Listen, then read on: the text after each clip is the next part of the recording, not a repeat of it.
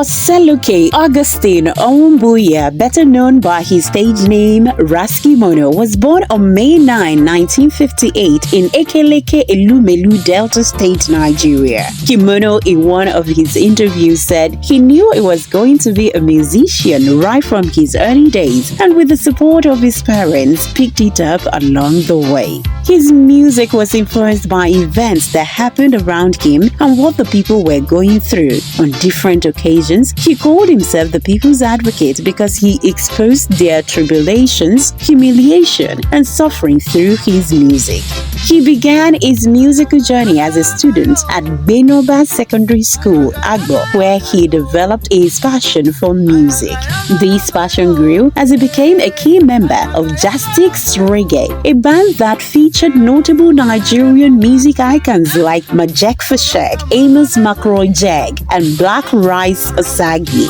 While Ras Kimono's career was initially rooted in the collaborative energy of Jastix, it was his solo work that marked him as a true force in the music scene here in Nigeria. In 1989, he released his debut album, Under Pressure, under Premier Music, which launched him into instant stardom with songs like Under Pressure, Natty Get Jail, and the infectious Rum-Bar Stylee. With this, Kimono established himself as a powerful voice in African reggae. His music reflected the realities of his childhood, addressed issues of social injustice, and called for change. Kimono's unique sound, blending Jamaican reggae with African rhythms, set him apart. His use of patois was a deliberate way to connect with the urban underclass and speak to the common struggles of African people. This gave him an edge over artists of his era.